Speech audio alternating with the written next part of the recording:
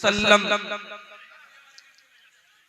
व शर्रल उमूरि मुहदसातुहा व कुल्ल मुहदसतिन बिदअह व कुल्ल बिदअतिन ज़लालह व कुल्ल ज़लालतिन फिन्नार। अऊज़ु बिल्लाहि मिनश शैतानिर रजीम। बिस्मिल्लाहिर रहमानिर रहीम।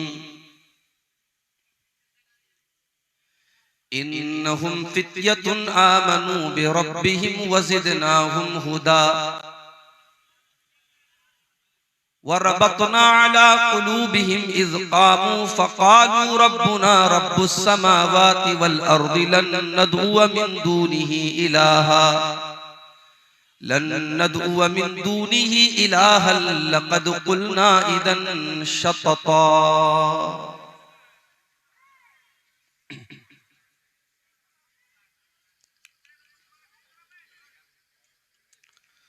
आज के नौजवान सुन ले मेरी फ़ुग़ां, आज के नौजवान सुन ले मेरी फ़ुग़ां।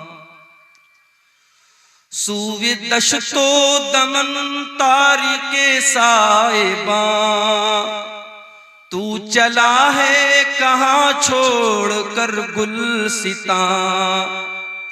क्यों तुझे रास आई है फसले खिज़ां, तू जिधर है रवां खार है बस वहाँ। आज के नौजवान सुन ले मेरी फ़ुग़ां।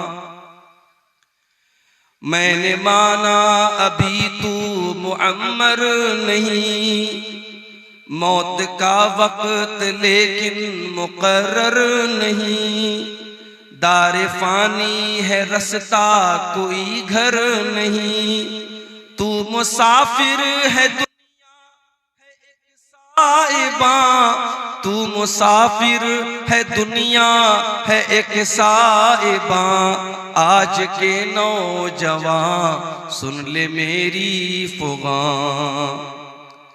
बाल अंग्रेज जैसे कटाए हुए, मूछ हद से ज्यादा बढ़ाए हुए, और दाढ़ी को बिल्कुल मुड़ाए हुए। क्या मुसलमान के है, क्या मुसलमान के हैं ये शायान शान। आज के नौजवान सुन ले मेरी फ़ुग़ां, आज के नौजवान सुन ले मेरी फ़ुग़ां। ऊंचे ऊंचे महल जो बनाए हैं ये, घर नहीं दर हकीकत सराए हैं ये। ऊंचे ऊंचे महल जो बनाए हैं ये, घर नहीं दर हकीकत सराए है ये। हरगिज़ अपने नहीं है पराए है ये, बाद तेरे कोई और होगा यहाँ। आज के नौजवान सुन ले मेरी फ़ुग़ां, आज के नौजवान सुन ले मेरी फ़ुग़ां। मैंने माना कि गानों में भी है कशिश, आशिकी के फसानों में भी है कशिश। पर बता कुछ अज़ानों में भी है कशिश। तुझको आवाज देता है रब्बे जहां, तुझको आवाज देता है रब्बे जहां। आज के नौजवान सुन ले मेरी फ़ुग़ां, आज के नौजवान सुन ले मेरी फ़ुग़ां। दाढ़ी रखना बहुत ही है मुश्किल, मगर रोज़े महशर ये आका ने पूछा अगर। दाढ़ी रखना बहुत ही है मुश्किल, मगर रोज़े महशर ये आका ने पूछा अगर मेरी सूरत में क्या नक्स आया नजर, मेरी सूरत में क्या नक्स आया नजर, क्या कहेगा जवाबन बता तू वहां।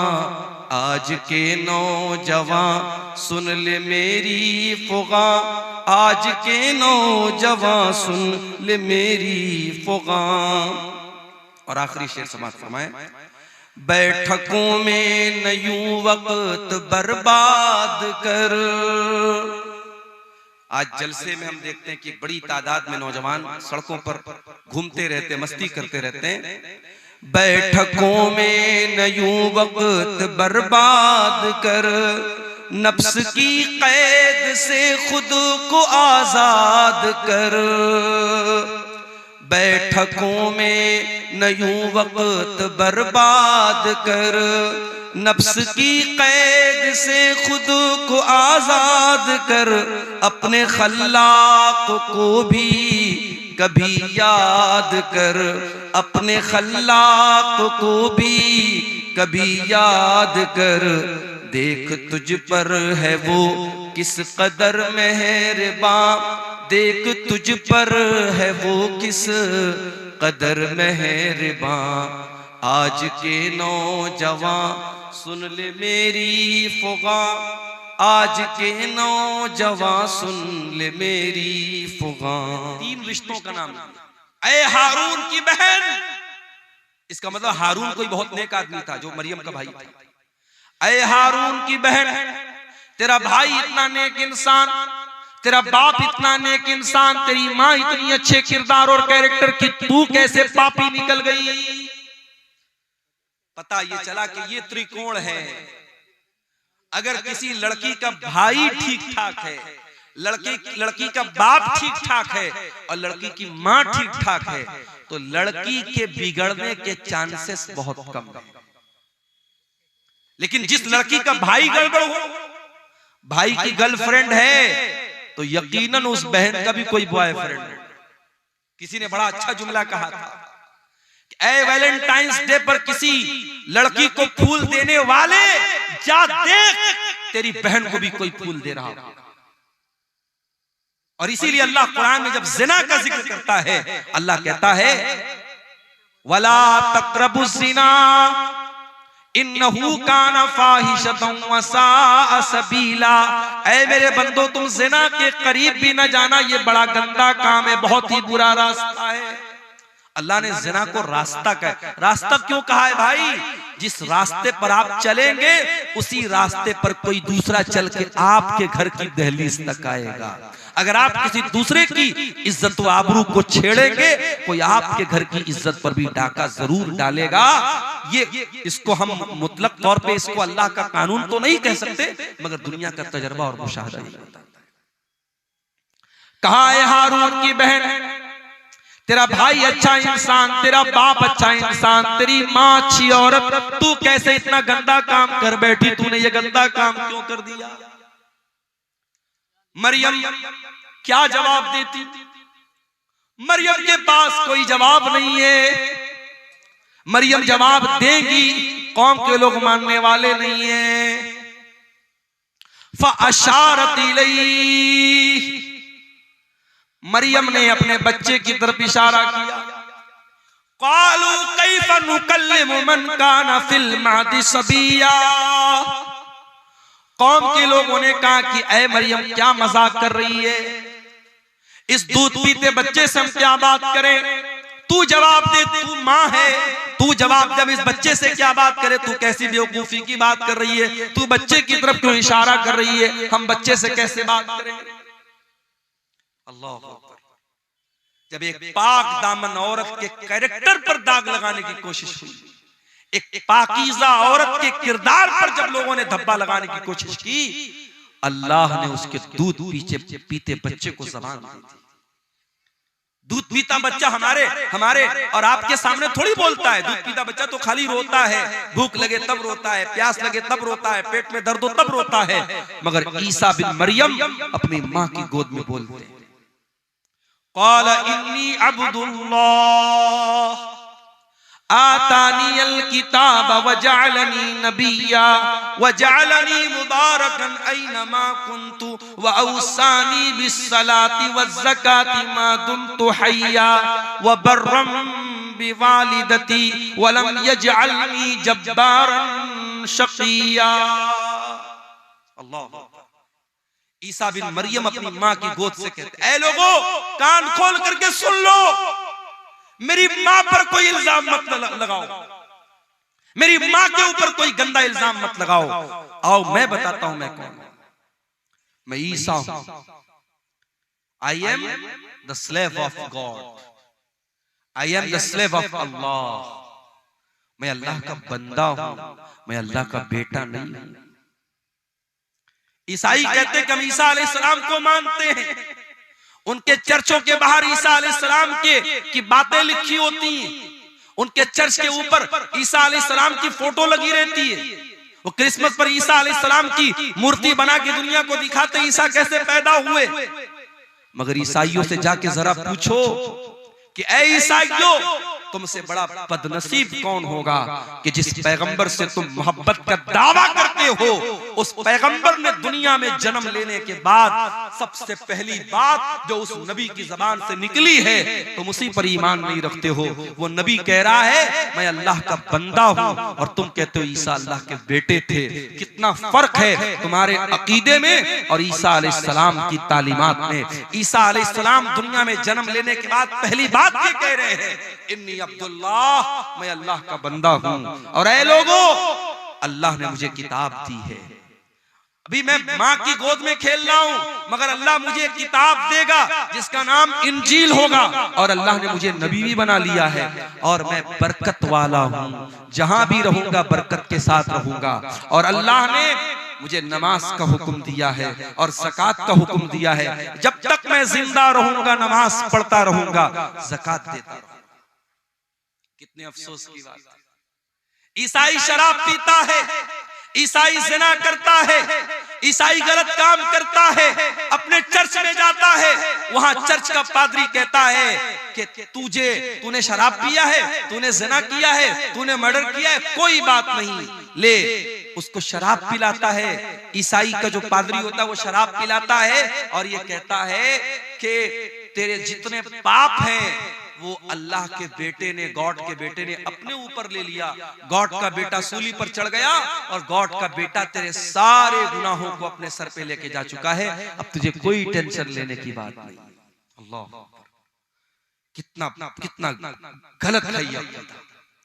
ईसा इब्ने मरियम दुनिया में आने के बाद कहते हैं नमाज पढ़ने का मुझे हुक्म मिला है, मैं नमाज जब तक जिंदा रहूंगा पढ़ता रहूंगा। पता ये चला इस्लाम में कोई शॉर्टकट नहीं है कि तुम्हारी नमाज कोई और पढ़ लेगा, तुम्हारी मग़फ़िरत कोई और करवा देगा। नहीं, तुमको नमाज पढ़नी पड़ेगी, तुमको रोजा रखना पड़ेगा, तुमको ज़कात देनी पड़ेगी। ईसा इब्ने मरियम कहते जब तक मैं जिंदा रहूंगा अल्लाह ने मुझे हुक्म दिया है कि मैं नमाज पढ़ता रहूं, मैं ज़कात अदा करूं।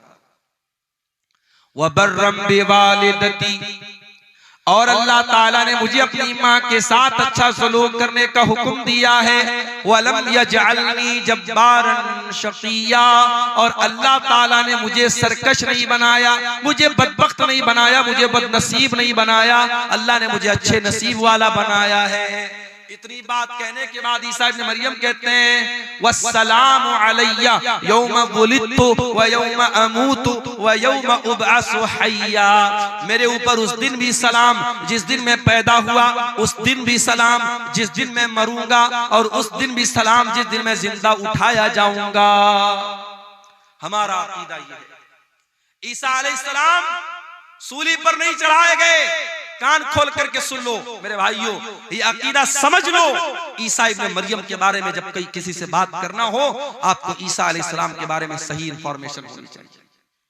ईसा अलैहिस्सलाम सूली पर नहीं चढ़ाए गए, उनको सूली पर चढ़ाने की कोशिश जरूर हुई, मगर अल्लाह ताला ने उनको सुरक्षित आसमान पर उठा लिया। वो अपने शरीर के साथ, अपने जिस्म के साथ और अपनी रूह के साथ आसमान पर उठा लिए गए। उनकी जगह उनके एक हमशक्ल को यहूदियों ने सूली पर चढ़ा दिया। वमा कतलूहु वमा सलबूहु, न तो ईसा को कत्ल किया उन्होंने, न ईसा को सूली पर चढ़ाया। वलाकिन शुब्बिया लहुम, बल्कि ईसा अलैहिस्सलाम का एक हमशक्ल उनके सामने पेश किया गया और उसको उन्होंने सूली पर चढ़ाया।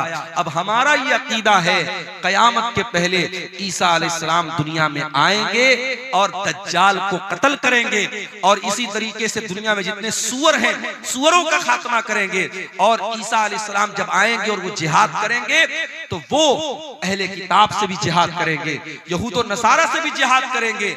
और जब ईसा अलैहिस्सलाम यहूद और नसारा से जिहाद करेंगे तो उनको जिजिया का ऑप्शन नहीं देंगे, वो डायरेक्ट दो ऑप्शन देंगे, या तो इस्लाम कबूल करो या फिर मुझसे जंग करो। तो उनके जमाने में जिजिया का ऑप्शन खत्म हो जाएगा। और इसी तरीके से ईसा इब्न मरियम दुनिया में आएंगे और कई साल तक रहेंगे। उनके दौर में अमन और चैन और सुकून रहेगा, और फिर वो नेचुरल अपनी मौत से हमकनार होंगे, उनको मौत आएगी और फिर वो अल्लाह ताला को प्यारे होंगे, अल्लाह के पास जाएंगे। ये हमारा अकीदा है। इसीलिए अल्लाह जब इस वाक़े को बयान करता है, अल्लाह कहता है ज़ालिका ईसा इब्न मरियम क़ौलुल हक़्क़िल्लज़ी फ़ीही यम्तरून। ये ईसा इब्न मरियम है, ये अल्लाह के सच्चे कौल हैं, अल्लाह की सच्ची बात इनके बारे में है, जिनके बारे में लोग शक और शुबहा कर रहे हैं। तो हजरत ईसा अलैहिस्सलाम के बारे में ये मोटी मोटी बात मैंने सोचा कि आपके सामने रख दूं, ताकि ईसा अलैहिस्सलाम के बारे में एक सही विचारधारा, एक सही नजरिया आपके दिलो दिमाग में पैदा हो जाए। अल्लाह ताला हम सबको हजरत ईसा अलैहिस्सलाम, अच्छा ये भी याद रखिए, ईसा अलैहिस्सलाम के बारे में दुनिया में 3 गिरोह पाए जाते हैं। एक ईसाइयों का गिरोह है जो ईसा अलैहिस्सलाम को अल्लाह का बेटा करार देता है, अल्लाह के बराबर करार देता है, वो भी गुमराह है। और एक यहूदियों का तबका है जो ईसा अलैहिस्सलाम को बुरा भला कहता है, उनको हराम की औलाद कहता है, उनको नऊजुबिल्लाह ज़िना की औलाद कहता है। यहूदी भी हजरत ईसा से दुश्मनी में गुमराह हुए, ईसाई उनसे मोहब्बत में गुमराह हुए, यहूदी उनसे दुश्मनी में गुमराह हुए। और एक तबका ऐसा है जो ईसा अलैहिस्सलाम पर ईमान भी रखता है, उनको के बारे में यह अकीदा रखता है वो अल्लाह के नबी थे, वो अल्लाह के पैगंबर थे, बगैर बाप के पैदा हुए थे, और अल्लाह ताला ने उनके हाथ पर बहुत सारे मोजज़ात दिखाए थे। और इस तबके को मुसलमान कहते हैं। हम और आप ईसा इब्न मरियम के ऊपर ईमान मानते हैं। मेरे अजीजों, इस तमहीदी गुफ्तगू के बाद मैंने जो नज़्म पढ़ी थी तकरीर के बाद, आपने गौर किया होगा उस नज़्म में मैंने नौजवानों को खिताब किया था। आज हमारे कौम में अगर कोई तबका ऐसा है जो सबसे ज्यादा जिस पर काम करने की जरूरत है, तो वो तबका नौजवानों का तबका है। और दुनिया की हर कौम अपने नौजवानों को ट्रेंड करती है, अपने नौजवानों को मजबूत करती है, अपने नौजवानों पर मेहनत करती है। आज हमारी कौम का नौजवान कहां जा रहा है? हमारे नबी की सीरत उठा करके देखिए, हमारे नबी के साथ जो सहाबा थे, जो आपके सफ़े अव्वल के सहाबा थे, जिन्होंने आपके साथ पत्थर खाए थे, आपके साथ जंगों में अपने सीने पर तीर और तलवार का जख्म बर्दाश्त किया था। आप गौर कीजिए मेरे प्यारे साथियों, नबी के उन सहाबा में आपको मेजॉरिटी किसकी मिलेगी, उसमें बहुमत किसका मिलेगा? उसमें अक्सरियत नौजवानों की मिलेगी। अब्दुल्ला बिन मसूद कौन है? नौजवान है। मुसअब बिन उमैर कौन है? नौजवान है। हजरत खालिद बिन वलीद कौन है? नौजवान है। उस्मान गनी कौन है? नौजवान है। तलहा कौन है? नौजवान है। जुबैर कौन है? नौजवान है। अली बिन अबी तालिब कौन है? नौजवान है। मेरे नबी के सहाबा में वो सहाबा जो मेरे नबी के बॉडीगार्ड बन करके चला करते थे, जिन्होंने मेरे नबी के साथ हर मुश्किल को बर्दाश्त किया है, उसमें मेरे प्यारे साथियों बढ़ चढ़ करके हिस्सा लेने वाले नौजवान सहाबा, नौजवान आगे थे। और यही वजह है कि कुरान करीम में अल्लाह ताला नौजवानों को हाईलाइट करके बयान करता है। परसों जुमा का दिन आने वाला है, हम और आप जुमा के दिन सूरह कहफ पढ़ते हैं। सूरह कहफ में अल्लाह ताला ने एक वाकया बयान किया, कि अल्लाह ताला के कुछ बंदों ने, एक मुशरिक बादशाह के दौर में वो रहते थे, जब बादशाह ने उनको मजबूर किया इस्लाम को छोड़ने के लिए, तौहीद को छोड़ने के लिए। तो उन अल्लाह के बंदों ने अपनी तौहीद को बचाने के लिए, अपने ईमान को बचाने के लिए अपने बाप का महल छोड़ दिया, अपने माँ बाप की हवेली को छोड़ दिया और एक गुफा में, एक पहाड़ के गार में जाकर के सो गए। और 309 साल तक अल्लाह ताला ने उनको जिंदा सही सलामत सुलाए रखा। 309 साल तक वो सोए रहे। अल्लाह ताला जब इस वाक़े को बयान करता है तो अल्लाह ताला एक बात को हाईलाइट करता है। अल्लाह क्या कहता है? इन्नहुम फित्यतुन आमनू बिरब्बिहिम वज़िदनाहुम हुदा। अपने ईमान को बचाने के लिए अपने माँ बाप को छोड़ने वाले, अपने माँ बाप का ऐशो आराम छोड़ने वाले, अपनी हवेलियों को छोड़ करके पहाड़ की गुफा में जाने वाले ये नौजवान थे। अल्लाह ने खास तौर से हाईलाइट करके बयान किया कि ये नौजवान थे। अल्लाह चाहता तो ऐसे ही डायरेक्ट जिक्र कर देता कि चंद लोग थे, मगर अल्लाह ताला ने फित्यतुन का लफ्ज इस्तेमाल किया। इससे ये पता चला कि अल्लाह ताला को नौजवानों का ईमान बहुत पसंद है। आज हमारे कितने नौजवान हैं, उनको जब नमाज के बारे में बोलो, गुनाहों को छोड़ने के बारे में बोलो, उनकी जबान से एक ही लफ्ज निकलता है, मौलाना साहब ये जवानी का दिन है, अभी तो मैं मौज मस्ती कर लेने दो, कल जब जवानी खत्म हो जाएगी तब हम इबादत भी कर लेंगे, रोजा भी रखेंगे, नमाज भी पढ़ेंगे, गुनाहों से भी बचेंगे। ओ मेरे प्यारे नौजवान साथियों, अज़रबैजान से एक फ्लाइट, एक हवाई जहाज उड़ता है, जिस हवाई जहाज के अंदर 72 मुसाफिर सफर कर रहे थे। हवाई जहाज के अंदर आग लग जाती है और हवा के अंदर वो हवाई जहाज जल कर राख हो जाता है और 72 के 72 लोग हवा में जल करके मर जाते हैं। ये भी आज की न्यूज आपको बता रहा हूं। क्या उन 72 लोगों में सारे बूढ़े लोग थे? क्या सारे 70-80 वाले लोग थे? उसमें 20 साल के नौजवान भी थे, उसमें 2 साल का बच्चा भी था, उसमें 25 साल की औरतें भी थी। मेरे प्यारे भाइयों, जब हवाई जहाज के अंदर आग लग जाती है, अंदर का वीडियो वायरल हुआ है, जाकर के इंटरनेट पर देख लेना। फ्लाइट के अंदर जितने लोग हैं वो मालिक को याद कर रहे हैं, वो मौला को याद कर रहे हैं, वो अपने रब को याद कर रहे हैं। हम नहीं जानते कौन सा एक्सीडेंट हमारे साथ हो जाए, हम नहीं जानते कब मौत हमारे सर पर आकर के हमारी मोहलत खत्म कर दे। मेरे प्यारे साथी, क्या आप इस बात की गारंटी लेके बैठे हैं कि आप बुढ़ापे तक जिंदा रहे? क्यों अपनी जवानी को गलत कामों में गुजारते हैं? मेरे प्यारे साथियों, हमें और आपको डरना चाहिए।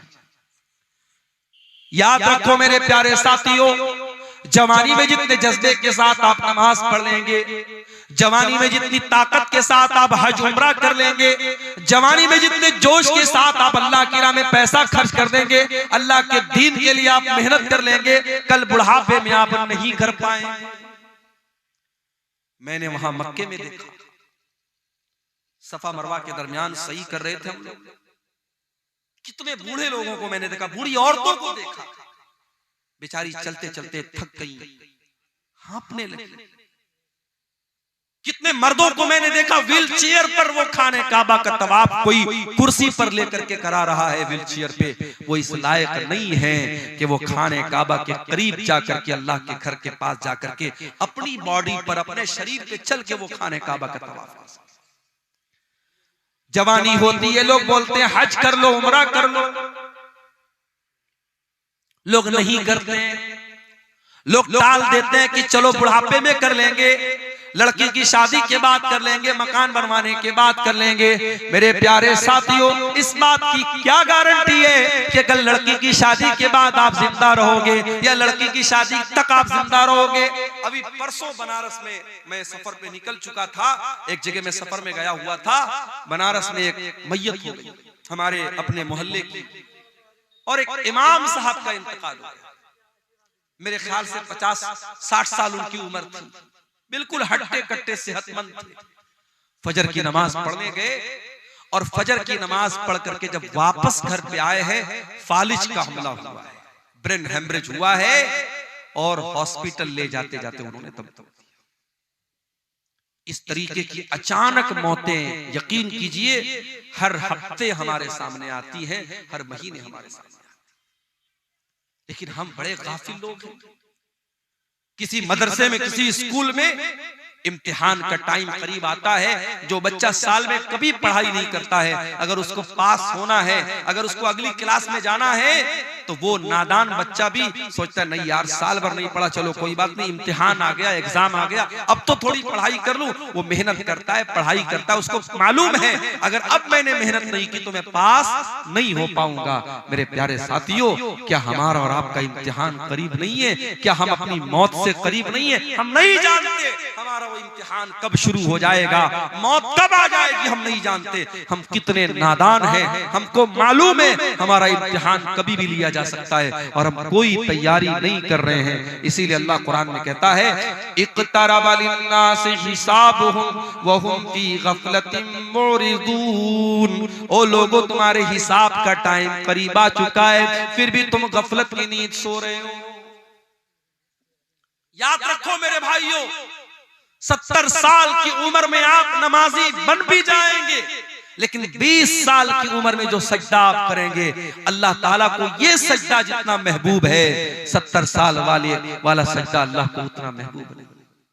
70 साल में कोई सुधर गया, 60 साल में कोई नेक बन गया, हम उसका मजाक नहीं उड़ा रहे, हम उस पर तंज नहीं कर रहे। कोई 60 साल की उम्र में अगर नमाज पढ़ रहा है बहुत अच्छी बात है, लेकिन तौबा करने का, अल्लाह की तरफ पलटने का, अल्लाह के दीन की तरफ आने का बेहतरीन टाइम जवानी का टाइम है। मेरे प्यारे साथियों, अपनी जवानी में तौबा करो, अपनी जवानी में अल्लाह के प्यारे नबी फरमाते हैं ला तज़ूलु क़दमा इब्ने आदम मिन इंद रब्बिही यौमल क़ियामा।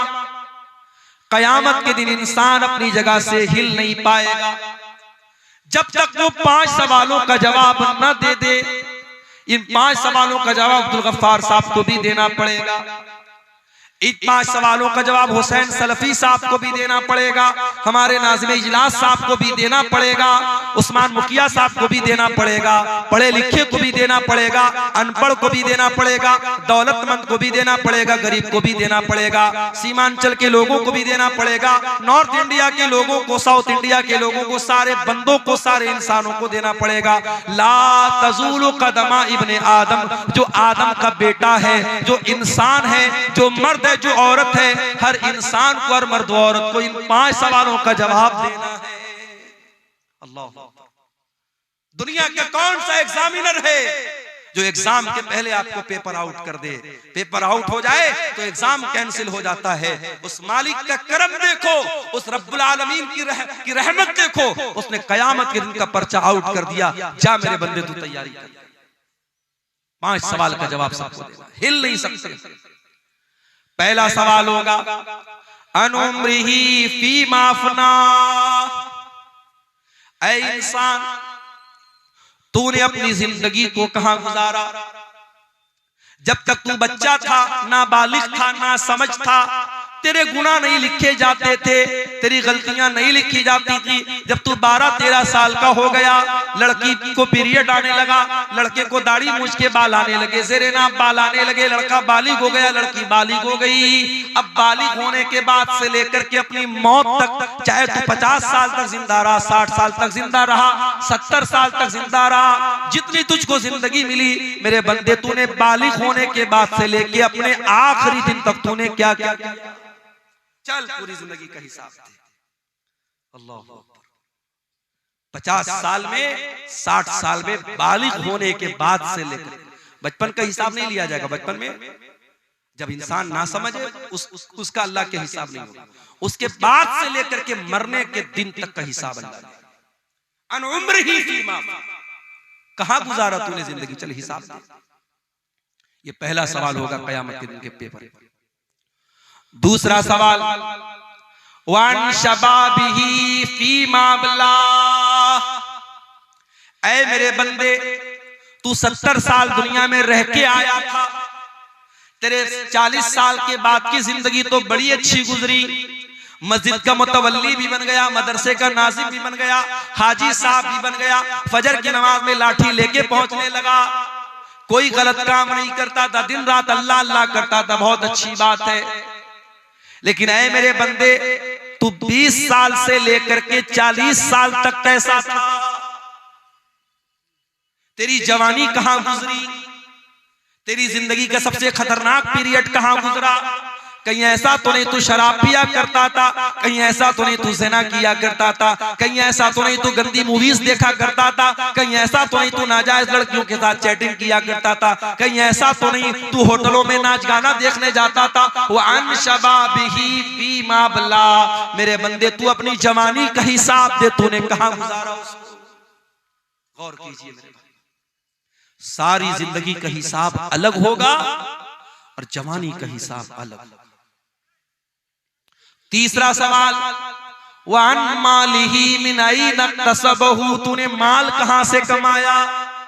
क्रिप्टो से कमाया, ड्रीम 11 से कमाया, मेटा ओजोन से कमाया, ऑनलाइन हराम एप्स के जरिए कमाया, सट्टा बाजार के जरिए कमाया, जुआ खेल करके कमाया, क्रिकेट पर सट्टा लगा करके कमाया, कैसे कमाया? ये बड़ा मसला हमारे नौजवानों का है। बेरोजगारी बढ़ रही है तो हमारा नौजवान ऑनलाइन जितने जुआ वाले और सट्टा वाले ऐप्स हैं, हमारा नौजवान बड़ी आसानी से उनके चंगुल में फंस जाता है। बेरोजगारी है, कोई काम नहीं है, नौजवान सोचते चलो यार अच्छा है, बैठे बिठाए पैसा आ जाए। मेहनत नहीं करना चाहता, कारोबार नहीं करना चाहता। मेरे भाइयों, आज मुसलमान अगर बिजनेस में पीछे हैं तो अपनी करतूत से पीछे। वल्लाह हमने गुजरात में देखा, मैं गुजरात में अहमदाबाद में गया, नडियाड में गया, सूरत में गया, मुसलमान अपने बच्चों को नौकरी नहीं करवाते। व्यापारी का बेटा व्यापारी, मारवाड़ी का बेटा मारवाड़ी, मुसलमान वहां अपने बच्चे को व्यापारी बनाता है। चाहे वो छोटी सी दुकान खोल के बैठा है, मगर कारोबार कर रहा है, उसका माइंड कारोबारी है। आज इस मुल्क में हमें और आपको अगर अपने वजूद को बचाना है, हमें बिजनेस और कारोबार में भी आगे बढ़ना है। और मैं ये बात इसलिए कर रहा हूं क्योंकि अगर हमने अपने आप को बिजनेस में आगे नहीं बढ़ाया, आगे आने वाले दिनों में बड़ी कठिनाइयां आएंगी। इन मदरसों, इन मस्जिदों और हमारे दीन की बुनियादों पर जो दिन रात हमले हो रहे हैं, इन हमलों से अपना डिफेंस करने के लिए भी हमें पैसे की जरूरत पड़ेगी। आज हम जानते हैं सुप्रीम कोर्ट और हाई कोर्ट में वकीलों की फीस कितनी महंगी होती है। अभी हमारे उत्तर प्रदेश में मदरसों का केस चल रहा था, हाई कोर्ट का फैसला आ गया कि सारे मदरसे जो है गलत है, बंद कर दिया जाए, और 10,000 से ज्यादा जो टीचर थे उनकी नौकरी खतरे में पड़ गई। तो वहां मदरसों की जो एसोसिएशन है उसने इस मामले को सुप्रीम कोर्ट में उठाया, और सुप्रीम कोर्ट में बड़ी महंगी वहां के वकीलों की एक सुनवाई की जो फीस होती थी 50-50 लाख रुपए होती थी, वो फीस उन्होंने पेमेंट किया और उसके बाद केस को लड़ा और जज साहब के सामने पूरे मामले को रखा, और अल्हम्दुलिल्लाह सुप्रीम कोर्ट का जजमेंट आ गया कि नहीं, इतने सैकड़ों सालों से ये मदरसे चल रहे हैं, इन मदरसों को बंद नहीं किया जा सकता। सुप्रीम कोर्ट ने जजमेंट दे दिया, फैसला दे दिया। मेरे प्यारे साथियों, आज अगर कोई बेकसूर है और उसके खिलाफ कोई केस हो गया है, केस को लड़ने के लिए भी पैसे की जरूरत है, मस्जिदों को बनाने के लिए पैसे की जरूरत है, कब्रिस्तान और वक्फ की जमीन को बचाने के लिए आपको फंड की जरूरत पड़ेगी। और फंड कहां से आएगा? जब आप बिजनेस में आगे नहीं बढ़ेंगे, जब कारोबार में आगे नहीं बढ़ेंगे। इसलिए हराम तरीके मत अपनाओ। कयामत के दिन तीसरा सवाल किया जाएगा, तुमने माल कहां से कमाया। चौथा सवाल, वफीमान फकहू, तुमने माल कहां पर खर्च किया था। हैप्पी न्यू ईयर मनाने के लिए किसी होटल का टिकट तो नहीं खरीदा था, नए साल के जश्न के मौके पर शराब में तो नहीं लुटाया था, सर्दी के मौसम में किसी पिकनिक स्पॉट पे जाके दोस्तों के साथ रंगरलियां मनाने तो नहीं चला गया था। आजकल लोग कश्मीर बहुत जा रहे हैं, हमारे इंस्टाग्राम पर मैंने देखा बड़ी रील्स आ रही हैं, लोग कश्मीर में जा रहे हैं, मियां बीवी जा रहे हैं और वहां जाके जो है बर्फ के ऊपर दिल बना रहे हैं कि साहब हम अपनी बीवी से बड़ी मोहब्बत करते हैं। अरे बीवी से मोहब्बत करते हो तो वहां कश्मीर में जाके बर्फ बनाने से थोड़ी साबित होगा। बीवी का हक अदा करो, बीवी का ख्याल रखो। कश्मीर जाने के लिए लोगों के पास ठंडा नहीं है और अपने घर में लेटे हैं और अस्सलातु खैरुम मिनन नौम की आवाज आ रही है, तो ये सर्दी में रजाई के अंदर दुबक करके लेटा हुआ है और फजर में नहीं जाता है। पूछो क्यों नहीं जाता है? कहते मौलवी साहब बड़ा ठंडा है, बहुत ठंडा है, बहुत सर्दी है। अपने बिस्तर को छोड़ करके तू 10 कदम दूर मस्जिद में नहीं जा सकता, तेरे लिए बहुत ठंडा है। और इसी दिसंबर के कड़कड़ाते हुए सर्दी और ठंडे में कश्मीर चला जाता है दोस्तों के साथ, और मनाली और कुल्लू चला जाता है अपनी फैमिली के साथ। मेरे प्यारे साथियों, इससे पता ये चलता है कि तेरे दिल में अल्लाह की मोहब्बत कितनी है, तेरे दिल में ईमान की मोहब्बत कितनी है। चौथा सवाल ये होगा, पैसा कहां खर्च? ये मत सोचो पैसा हमारे बाप का है, पैसा हमने कमाया है, हमारी मर्जी हम जहां चाहे खर्च करें। नहीं, पैसा कहां से आया इसका भी हिसाब देना पड़ेगा, पैसा कहां खर्च किया इसका भी हिसाब देना पड़ेगा। ये जो हराम जगहों पर पैसा लुटाते हो, हिसाब देना पड़ेगा। शायर आ रहा है, शायरी पढ़ रहा है, अभी एक वीडियो मैंने देखा, शायर उल्टी सीधी शायरी पढ़ रहा है, लोग नोटों की बारिश कर रहे हैं। कई जगहों पर अहले हदीसों के जलसों में, प्रोग्रामों में शुअरा जो पढ़ रहे हैं, शायरी पढ़, उन पर नोट बरसाए जा रहे हैं। माफ कीजिएगा, ये मुनासिब तरीका नहीं है। ठीक है, आप शायर को हौसला अफजाई के तौर पे कोई रकम देते, उस पर एतराज नहीं है, मगर नोटों की बारिश करना, नोट बरसाना, एक एक नोट इस तरीके से उसके ऊपर लुटाना, ये गलत तरीका है, ये हराम तरीका है। यूं उत्तर प्रदेश के अंदर एक शादी में मुसलमान लड़के ने अपनी बारात के मौके पर, अपनी शादी के मौके पर 20 लाख रुपया हवा में लहरा दिया। 20 लाख रुपया नोटों की गड्डी को हवा में लहरा दिया कि साहब मैं बहुत खुश हूं आज मेरी शादी। मेरठ के अंदर, उत्तर प्रदेश में मेरठ एक जगह है, मेरठ में मुसलमान की शादी हुई और लड़के को ससुराल से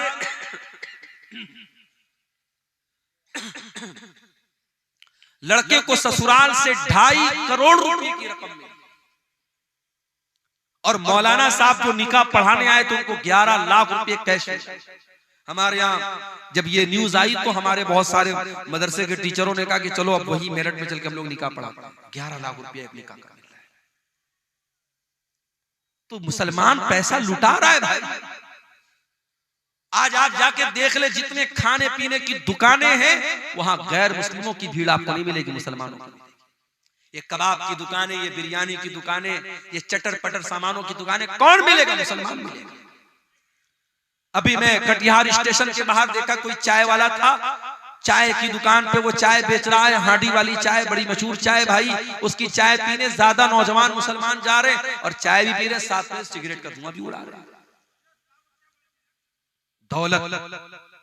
दौलत अल्लाह की बहुत बड़ी नेमत है। इस दौलत का हिसाब देना पड़ेगा आपको। कहां खर्च किया आपने, कहां से आई ये दौलत, अल्लाह को हिसाब देना पड़ेगा।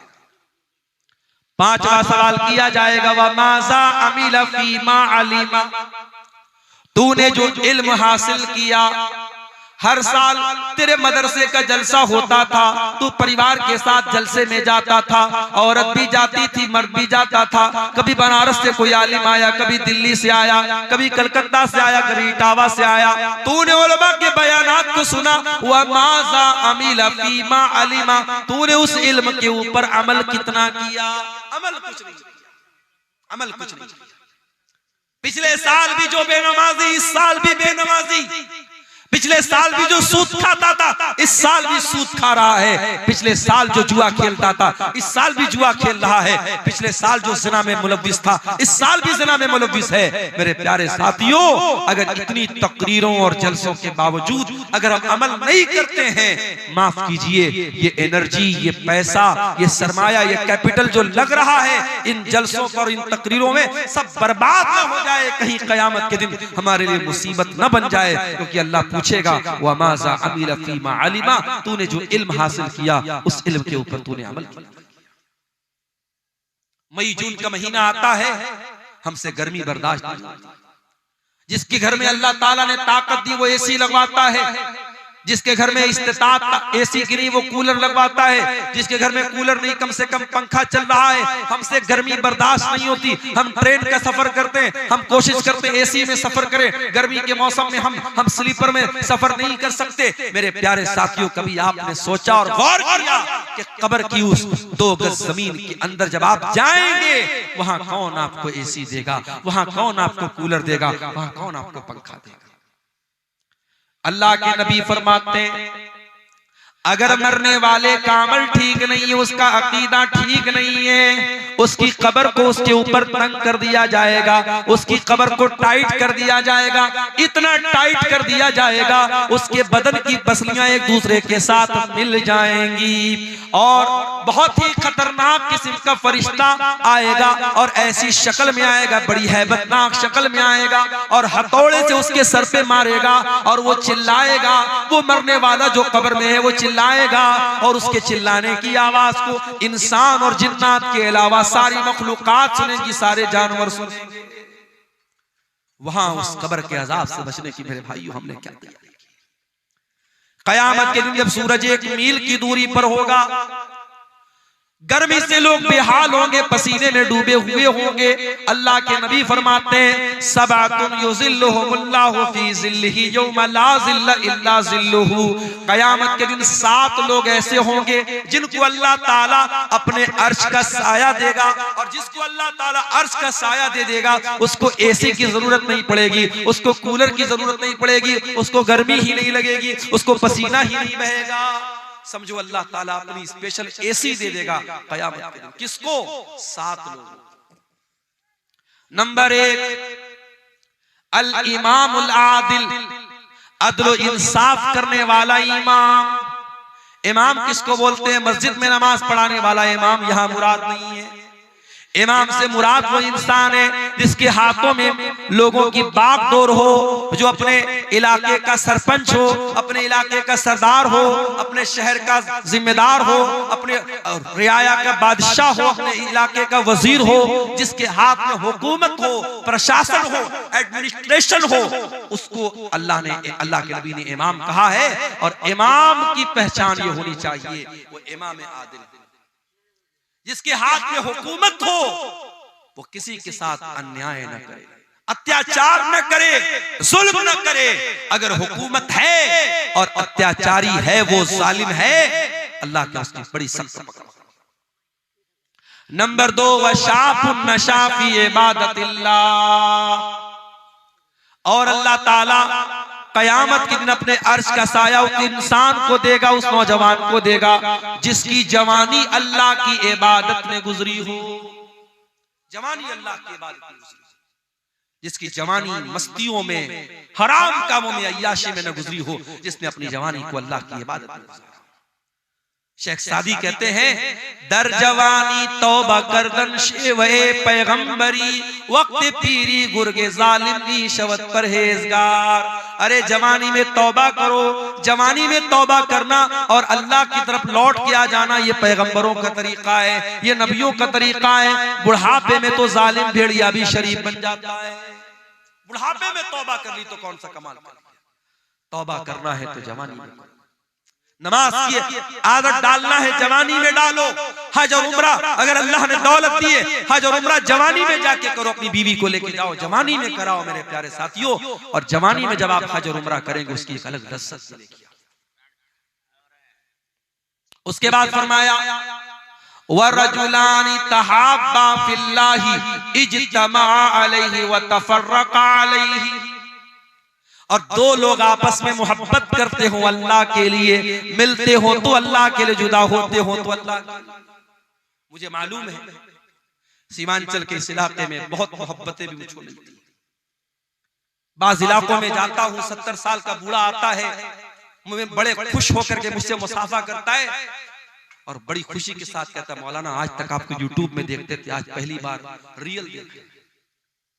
ऐसी बूढ़ी औरतों के फोन भी मेरे पास आते हैं जो कहती है कि मौलाना रात में आपकी तकरीर सुने बगैर नहीं सोती, मेरा कोई रिश्ता नहीं है, कोई रिलेशन नहीं है, मैं उनके इलाके का नहीं हूं, फिर ये मोहब्बत क्यों है?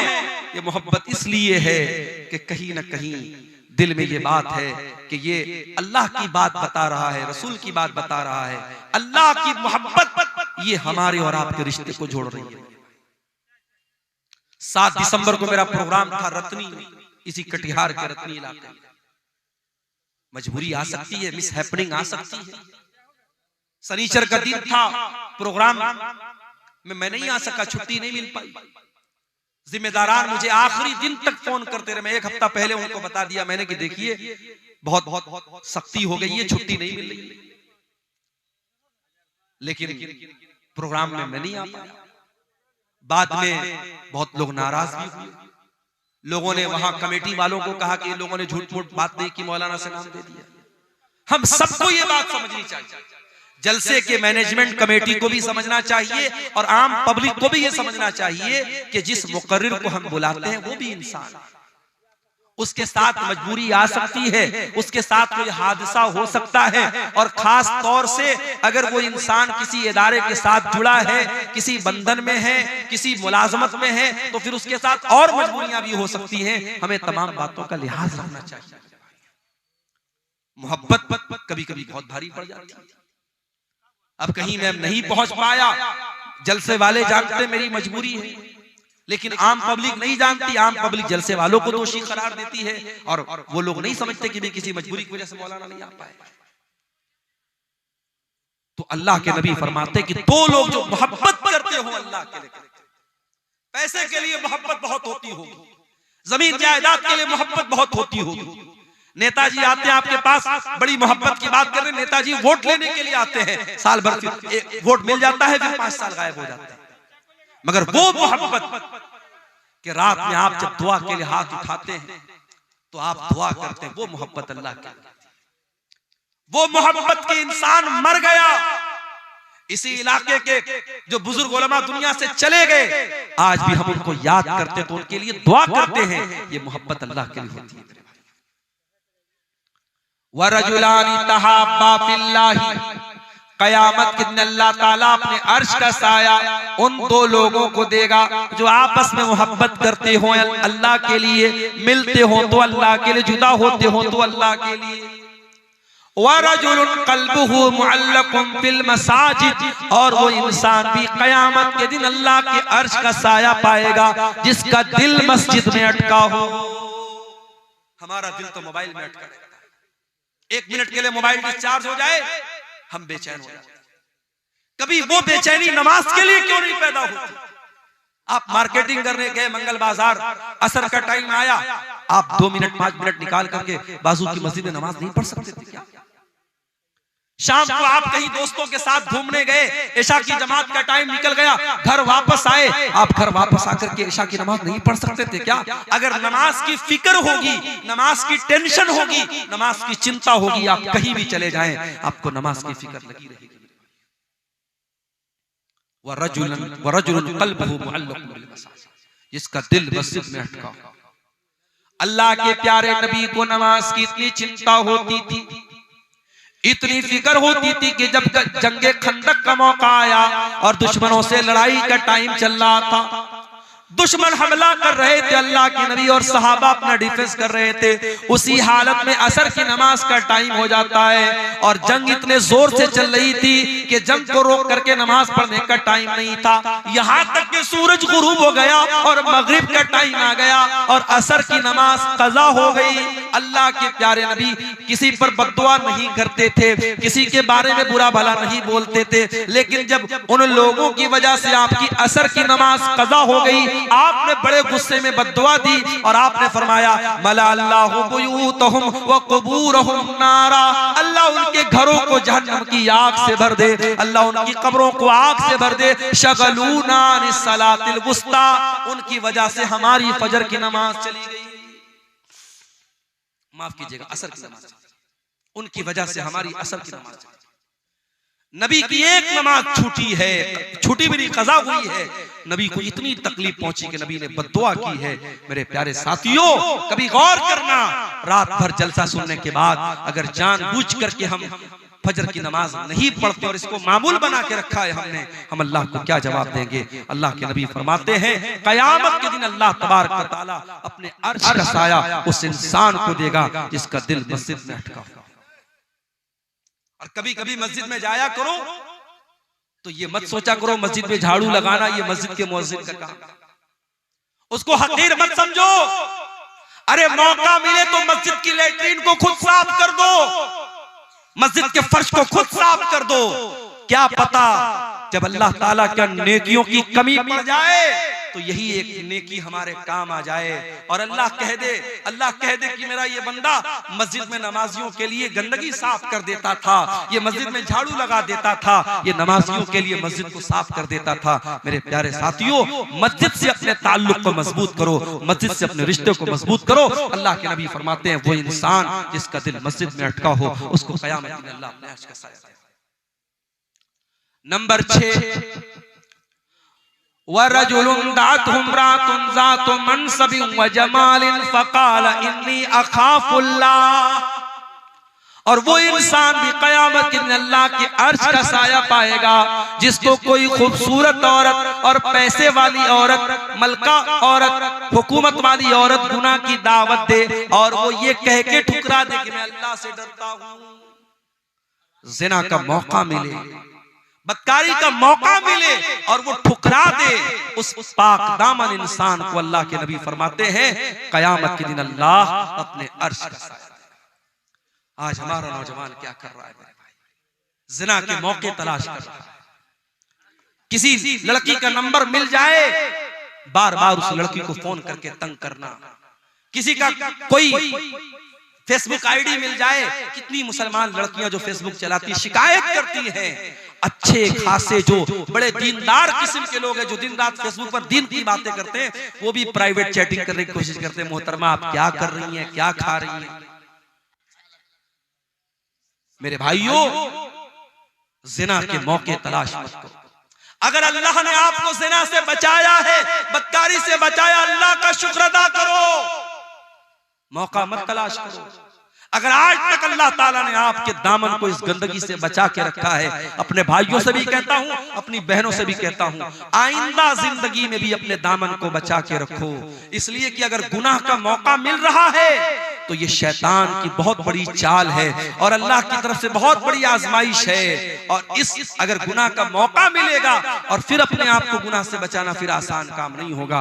अल्लाह के नबी फरमाते हैं वो इंसान जिसको कोई खूबसूरत औरत और पैसे वाली औरत गुनाह की दावत दे और वो ये कह के ठुकरा दे कि मैं अल्लाह से डरता हूं, उस इंसान को अल्लाह ताला क़यामत के दिन अपने अर्श का साया देगा। उसके बाद फरमाया वरजुलुन तसद्दक़ बिसदक़तिन फ़अख़फ़ाहा हत्ता ला तअलम शिमालुहु मा तुनफ़िक़ु यमीनुहु। अल्लाह के अर्श का साया उस इंसान को भी मिलेगा जो दाएं हाथ से सदका करे और इतना चुपके से सदका करे कि बाएं हाथ को भी पता न चले। जाड़े का मौसम है, एक इंसान कार से जा रहा है, फुटपाथ पर एक गरीब आदमी को देखा, बेचारा सर्दी में ठिठुर रहा है।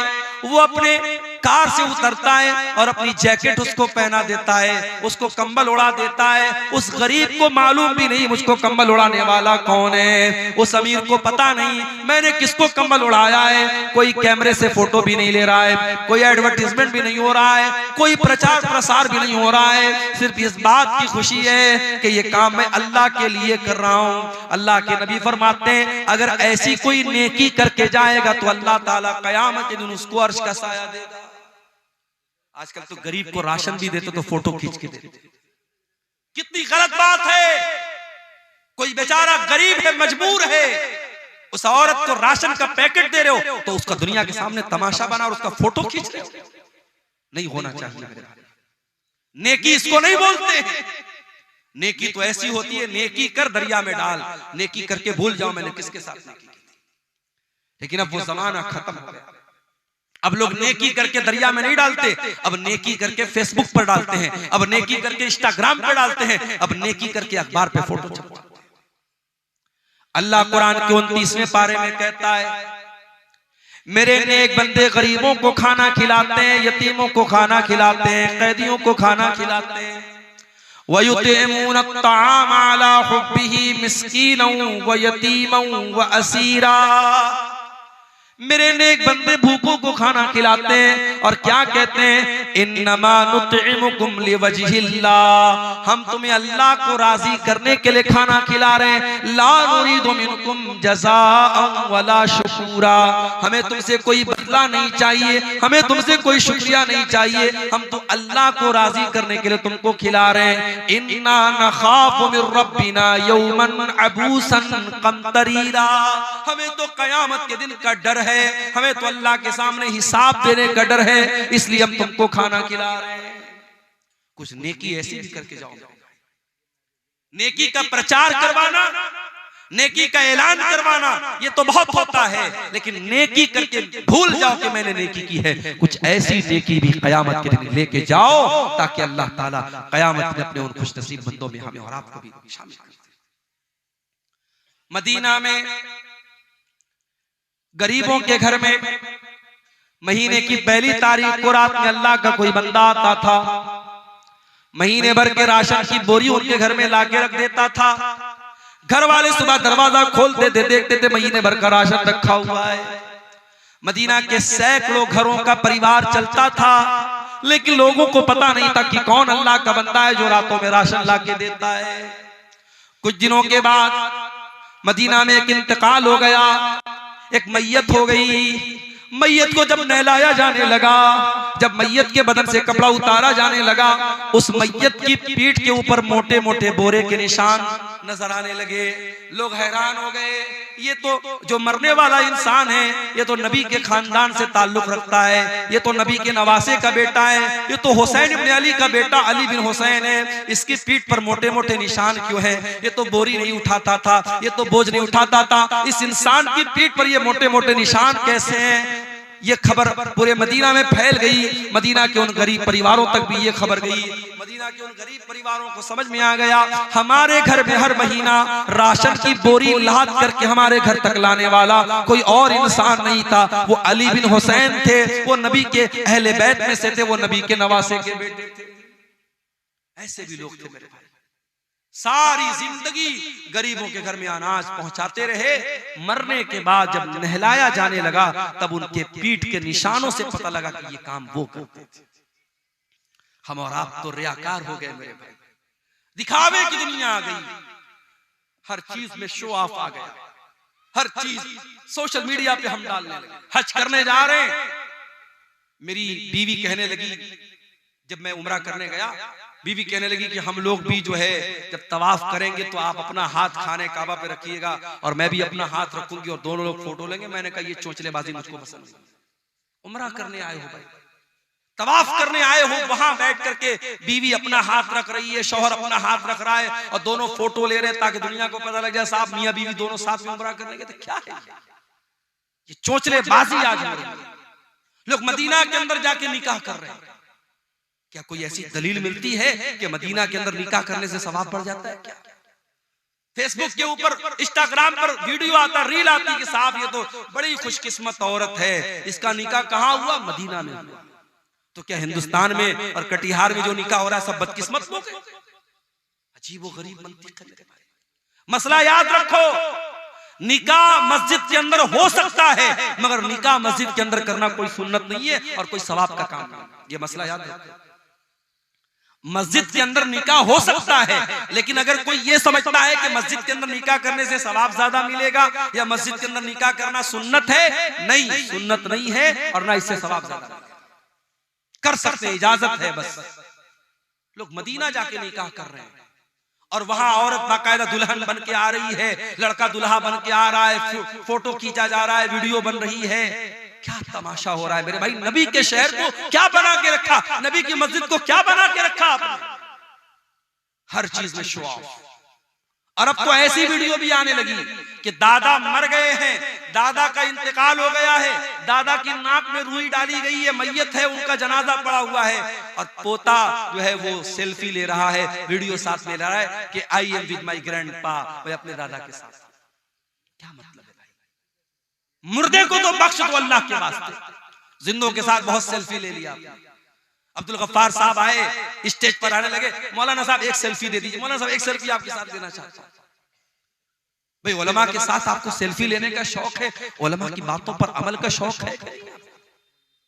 सेल्फी लेने का शौक अगर सिर्फ इसलिए है ताकि दोस्तों को बता सकूं फला आलिम के साथ मैंने सेल्फी लिया था, फला मौलाना साहब के साथ मैंने फोटो लिया था, सिर्फ अगर अपना शो ऑफ करना है, अपनी वाहवाही करना है, तो मेरे भाइयों बहुत गड़बड़ है ये चीज। हाँ, अगर आपको किसी आलिम से मोहब्बत है, उसकी तकरीरों को आप सुनते हैं और फिर उसकी बातों पर अमल भी करते हैं, और फिर वो आलिम आपके इलाके में आता है और आपने कहा मौलाना आपसे बड़ी मोहब्बत करता हूँ, एक फोटो दे दीजिए, तो ठीक है, मौलाना लोग भी आपका दिल नहीं तोड़ेंगे, वो आपके साथ सेल्फी ले लेंगे, मगर सिर्फ सेल्फी लेने का मकसद वाहवाही करना है तो ये गलत है। शो ऑफ मत कीजिए। हमारा दीन शो ऑफ वाला दीन नहीं है, हमारा दीन बड़ा सिंपल, बड़ा सादा। अल्लाह के नबी फरमा रहे हैं दाहिने हाथ ने सदका किया, बाएं हाथ को भी पता नहीं चला। इतना चुपके से सदका किया, इतना चुपके से दान दिया, इतना चुपके से खैरात किया, दाहिने हाथ का सदका बाएं हाथ को पता नहीं चला। कुछ ऐसा दान भी यहां दीजिए मदरसों में आप, कि जो आपको मालूम है और अल्लाह को मालूम है। बड़ी बड़ी रकम लोग दे देते हैं, मालूम नहीं। हमारे बनारस में एक मस्जिद बन रही थी, 1 करोड़ रुपया मस्जिद के बनने पर खर्च हुआ था, और 10-10 लाख रुपया ऐसे लोगों ने चंदा दिया कि पता भी नहीं चला कि वो चंदा किसकी तरफ से आया। औरतों की तरफ से सोने के जेवरात आए, मालूम भी नहीं हुआ कौन सी औरत ने दिया था। तो कुछ ऐसे काम भी करके जाइए कि दाएं हाथ का सदका बाएं हाथ को पता ना चले। और आखिरी बात जो इस हदीस में बयान की गई, अल्लाह के नबी फरमाते हैं व रजुलुन ज़करल्लाह खालियन फफाज़त ऐना, क़यामत के दिन अल्लाह के अर्श का साया उस इंसान को भी मिलेगा जो तन्हाई में अल्लाह को याद करे और उसकी आंखों से आंसू बहे। मेरे भाइयों, अगर आपका दिल कुरान सुन करके भी नहीं रोता है, आपकी आंखों से कब्रिस्तान की कब्र देख करके भी आंसू नहीं निकलते हैं, इसका मतलब कि दिल की जमीन बंजर हो चुकी है, दिल के अंदर से ईमान खत्म। कभी कभी रात के सन्नाटे में अपने कमरे में बैठ करके अल्लाह को याद करो। मेरे प्यारे भाइयों, अपने माजी में किए गए गुनाहों को हम याद करें, अपनी गलतियों को याद करें और मालिक के रहमत को याद करें। मालिक के सामने आंसू बहा लें, मालिक के सामने रो लें, मालिक के सामने गिड़गिड़ा लें, मालिक से तौबा कर लें। अल्लाह की कसम, ये चंद आंसू हमारी मग़फ़िरत के लिए काफी हो जाएंगे। अल्लाह के प्यारे नबी फरमाते हैं ऐनानी ला तमस्सुहुमुन नार, 2 आंखें ऐसी हैं जो जहन्नम के अंदर नहीं जा सकती हैं। ऐनुन बातत तारुसु फी सबीलिल्लाह, एक वो आंख है जो अल्लाह की राह में चौकीदारी कर रही है, जो अल्लाह की राह में बॉर्डर पर दुश्मनों से अपने देश की हिफाजत कर रही है, अपनी सरहद की हिफाजत कर रही है। वो ऐनुन बकत मिन खशियतिल्लाह, और वो एक आंख जो अल्लाह के खौफ से, जिस आंख से आंसू बहता है, वो आंख भी जहन्नम की आग में नहीं जाएगी।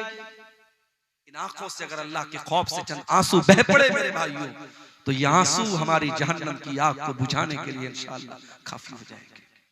और ये भी याद रखो, सर्दी जब बहुत ज्यादा होती है ना, तो हम घरों से नहीं निकलते। अभी तो सर्दी नॉर्मल है, लेकिन जनवरी में हो सकता है सर्दी ज्यादा पड़ेगी। जब सर्दी ज्यादा पड़ती है तो कोहरा बहुत ज्यादा हो जाता है, लोग अपने घर से नहीं निकलते। आपको मालूम है, सर्दी का ज्यादा होना भी जहन्नम के अजाब की एक निशानी है। अल्लाह के नबी फरमाते हैं जहन्नम साल में 2 मरतबा सांस लेती है। जो गर्मी पड़ती है, सख्त गर्मी, जो मई जून की गर्मी पड़ती है, वो जहन्नम के सांस लेने की वजह से पड़ती है, और जो कड़ाके की सर्दी पड़ती है वो जहन्नम के सांस लेने की वजह से पड़ती है। ये सही बुखारी और सही मुस्लिम की सही रिवायत। तो मेरे अजीजों, मेरे नौजवान साथी, अपनी जिंदगी का मकसद अल्लाह को राजी करना बनाओ। मेरे भाई, दुनिया वालों के चक्कर में मत पड़ो। दुनिया वालों को खुश करने के लिए कोई काम करोगे, आज लोग खुश होंगे, कल गाली देंगे। दुनिया वालों की मोहब्बत कब बदल जाएगी नहीं मालूम। अल्लाह की मोहब्बत अगर हासिल हो गई मेरे प्यारे साथियों, तो इंशाअल्लाह वो कभी नहीं मिटेगी। अल्लाह को राजी कर लो।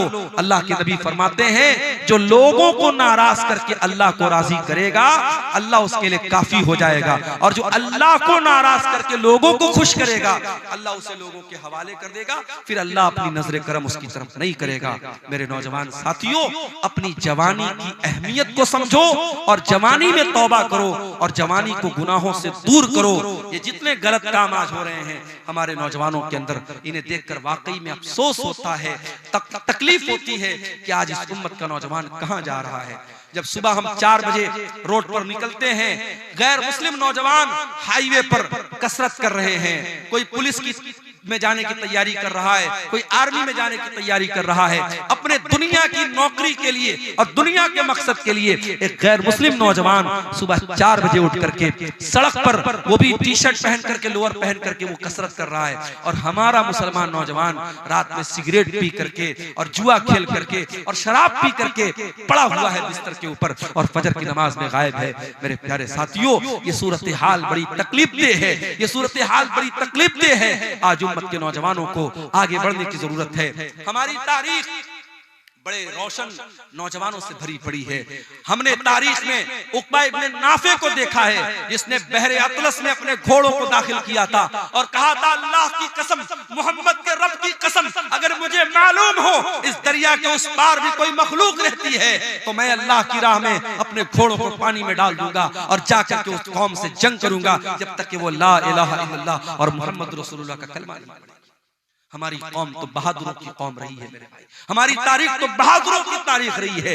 ये बुज़दिली की चादर हटा दो, ये मायूसी की चादर हटा दो। इस मुल्क की तारीख बड़ी रोशन रही है। इस मुल्क को आजाद कराने में मौलाना अबुल कलाम आजाद, मौलाना हसरत मोहानी और इसी तरीके से बहुत सारे उलमाए किराम ने अपनी कुर्बानियां दी हैं। आज इस मुल्क में जो हालात हम देख रहे हैं, हम मायूस ना हो। इंशाअल्लाह अगर हम मेहनत करेंगे, स्ट्रगल करेंगे, मुल्क के हालात की तस्वीर भी इंशाअल्लाह बदलेगी। ये 1-2 सवालात आए हैं, हम जवाब देकर के इंशाअल्लाह अपनी बात को खत्म करेंगे। एक सवाल आया है, क्या कोई नमाजी चीर कर दूसरे नमाजी को साइड हटाकर बैठते हैं तो उसकी इस्लाम में जायज की क्या सूरत है क्या? देखिए, ये बड़ा अहम मसला पूछा है जिसने भी पूछा है। मान लीजिए कि आप मस्जिद में गए और आगे की सफ में जगह नहीं है और पीछे आप अकेले हैं। अब अकेले सफ के पीछे अकेले नमाज पढ़ने से अल्लाह के नबी ने मना किया है, तो अब आप क्या करेंगे? तो कुछ लोग कहते हैं कि आगे की सफ में से किसी को खींच लेंगे हम। तो ये जो खींचने वाली रिवायत है वो सही नहीं है, ज़ईफ है, तो खींचना तो सही नहीं। अब क्या करेंगे? वेट करेंगे। कितना वेट करेंगे? अगर ज्यादा वेट करेंगे तो नमाज चली जाएगी, रकात चली जाएगी। तो अगर रकात जा रही है या नमाज जा रही है तो आप अकेले भी सबके पीछे खड़े हो सकते। अगर साइड में कोई जगह नहीं तो आप अकेले खड़े हो सकते। अब आप पूछेंगे, मौलाना साहब जब मना किया गया हदीस में तो अकेले क्यों खड़े होंगे? तो इसलिए क्योंकि ये एक्सेप्शनल सूरत हाल है, ये मजबूरी की सूरत है और मजबूरी में सबके पीछे अकेले खड़े हो सकते। मिसाल के तौर पर अगर मर्दों की सफ लगी है और एक औरत को नमाज पढ़ना है तो औरत कभी भी मर्दों की सफ में नमाज नहीं पढ़ेगी, वो पीछे पढ़ेगी। तो अगर अकेली औरत है और आगे मर्दों की सफ लगी है, या मान लो मियां बीवी भी घर में नमाज पढ़ रहे हैं, शौहर नमाज पढ़ा रहा है तो शौहर आगे खड़ा होगा, बीवी पीछे खड़ी होगी। तो जब औरत सबके पीछे अकेली खड़ी हो सकती है क्योंकि वहां एक्सेप्शनल केस है, तो मर्दों में भी अगर मजबूरी है, नमाज जा रही है, अगर कोई आ रहा है, कोई वजू कर रहा है तो वेट कर लो, आकर के उसके साथ शामिल हो जाओ। अगर नमाज जाने का डर है तो आप अकेले भी सबके पीछे खड़े हो सकते हैं। इस मसले में यही सही सूरत हाल है इंशाअल्लाह। ईद और रोजा सऊदी के तारीख के मुताबिक हिंदुस्तान में भी उसी दिन ईद मनाए और रोजा रखे, तो क्या ये सही है? देखिए, कुछ उलमा का जरूर ये फतवा है कि हमें सऊदी के हिसाब से रोजा रखना चाहिए और सऊदी के हिसाब से ईद मनानी चाहिए। कुछ उलमा का ये फतवा है, मगर उन उलमा का ये कहना है कि सारी दुनिया में एक ईद होनी चाहिए और एक रोजा होना चाहिए, जबकि ऐसा नहीं है। हम जानते हैं कि हमारे यहाँ जो चांद दिखता है वो सऊदी के चांद से एक दिन बाद दिखता है आमतौर से। तो अब जब ये डिफरेंस है और हमारी ईद और सऊदी की ईद हर साल डिफरेंट आ रही है, तो उन्हीं उलमा का ये भी फतवा है कि जब तक इस पर सारी उम्मत का इत्तेफाक नहीं हो जाता तब तक अपने इलाके के हिसाब से आप रोजा रखिए और अपने इलाके के हिसाब से आप ईद मनाइए। उसमें कोई नया मसला पैदा करके मुसलमानों में आपस में इंतशार पैदा मत। बेंगलोर वगैरह में बाकायदा मैंने देखा कि जो एक चांद वाले लोग हैं जो सऊदी के हिसाब से रोजा रखते हैं, वो एक दिन